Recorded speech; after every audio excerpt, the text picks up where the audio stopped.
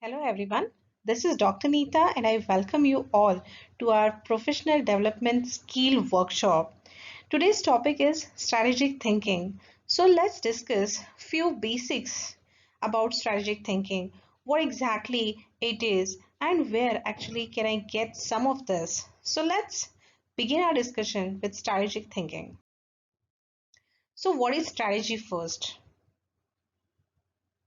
Strategy, a plan to achieve our goals, exist at multiple levels, all linked together, help us make wise choices as conditions change.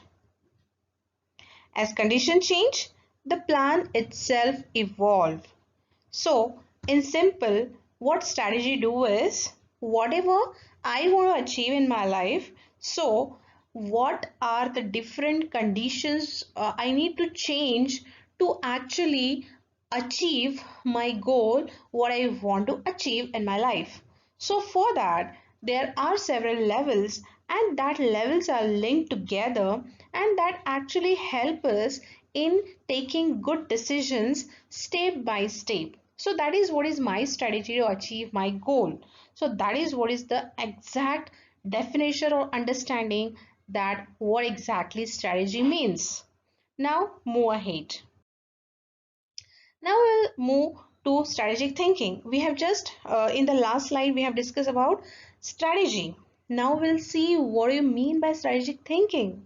So at this point, there is no generally accepted definition of the term, no common agreement as to its role or importance, and no standardized list of key competencies of strategic thinker.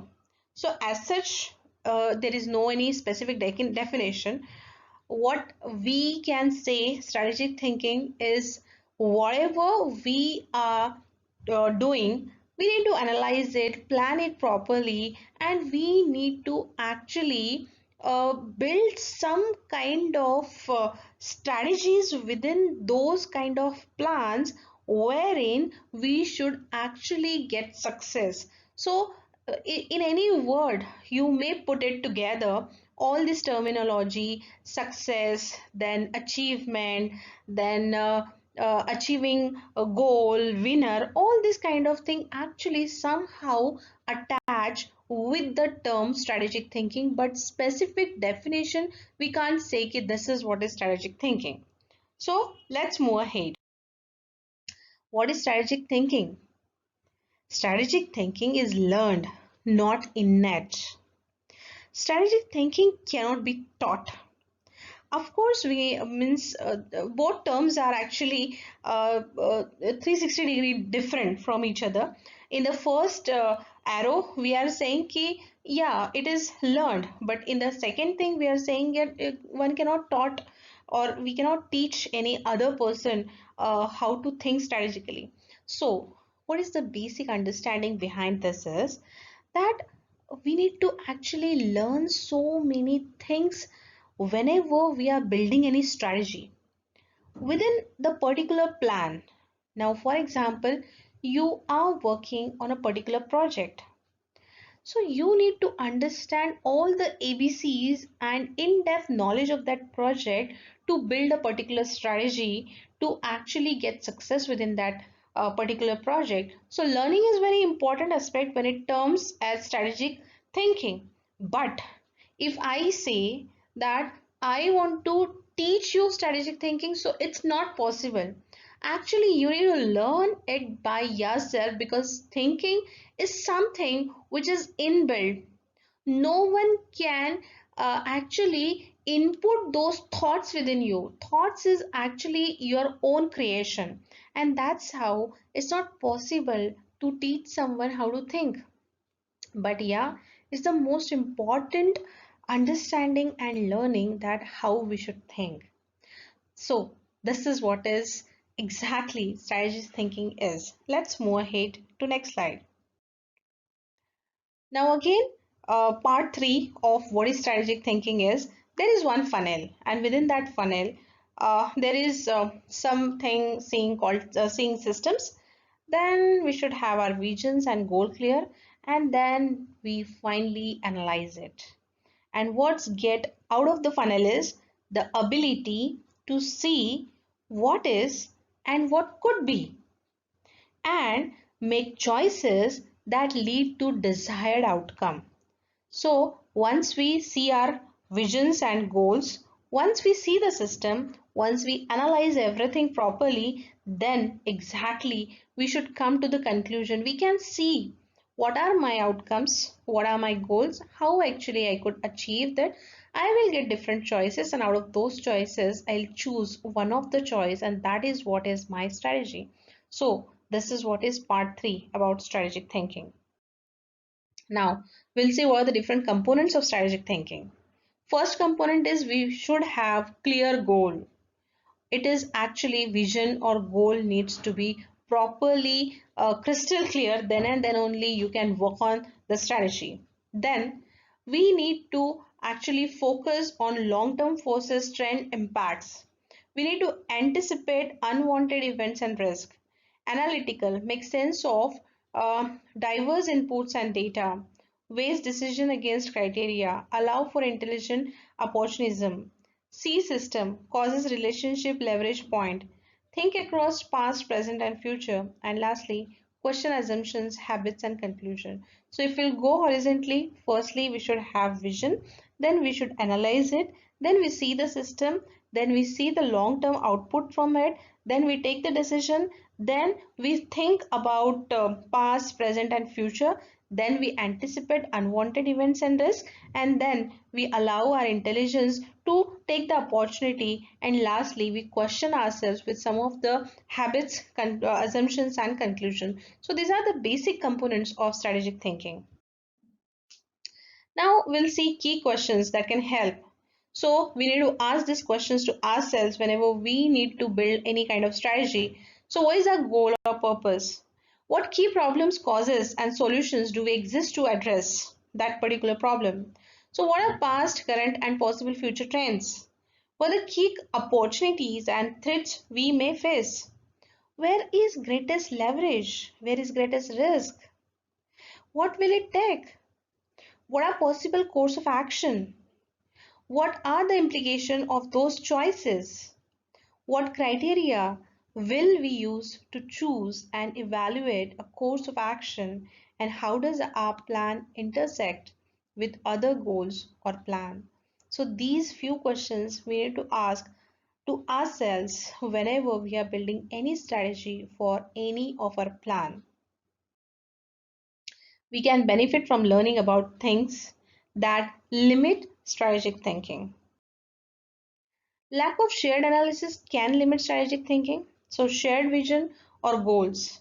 There are opportunities and threats. There are historical analysis, problems and causes, and power analysis. So if we'll see it in cycle, firstly we will have a shared goal, then we need to analyze it, then we need to power analyze it, then we need to find out the problem and causes, and finally we need to find out opportunities and threats out of it. And that's how actually we can limit our strategic thinking, and we have that shared analysis of strategic thinking.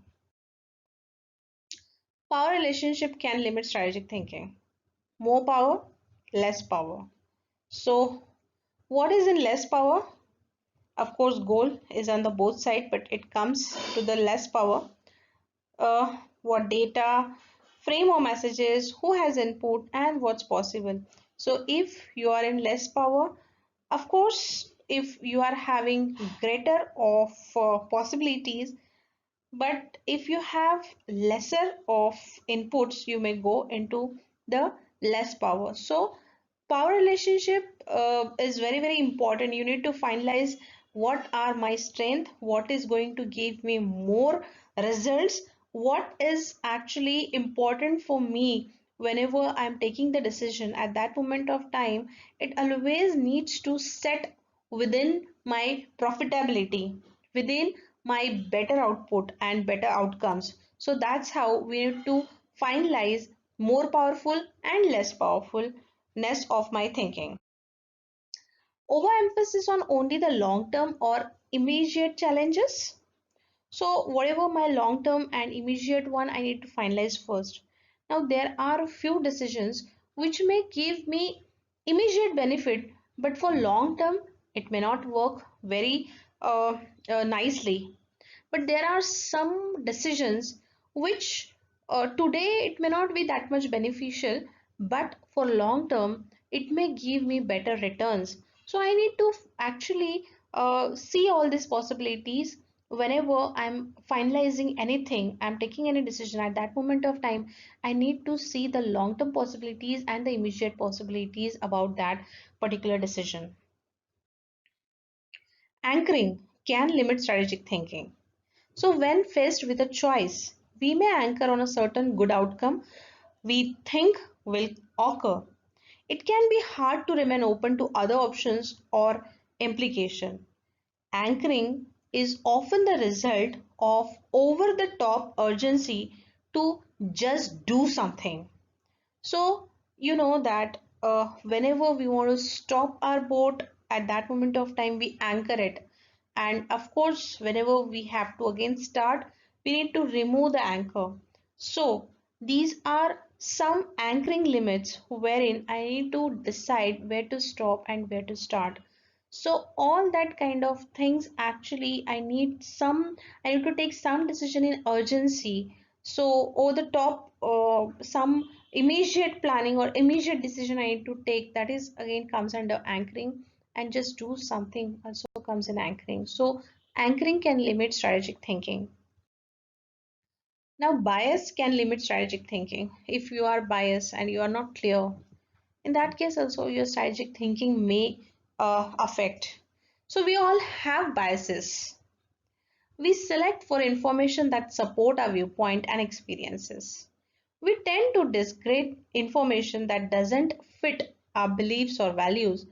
But if we are biased about something, actually it will not give us good result out of that strategic thinking. So what can I or we do? Self-reflection. What are my own strengths and weaknesses related to strategic thinking? What adjustments can I make? How might I improve my own strategic thinking skills and habit? How can I provide more strategic leadership regardless of the position I hold? So these are the few questions I need to ask and clarify. Then and then only I can become a good strategic thinker, and I can generate good revenue and good success for my organization. What can I or we do? Group reflection. How can we continue to develop a shared analysis among the staff and board? How can we continue to nurture a staff culture that promotes strategic thinking? What skills or habit can we learn to improve our ability to think and work strategically as a staff team? So these are again few of the questions I need to ask to improve my strategic thinking powers in my employees. So this much for this presentation. Thank you very much.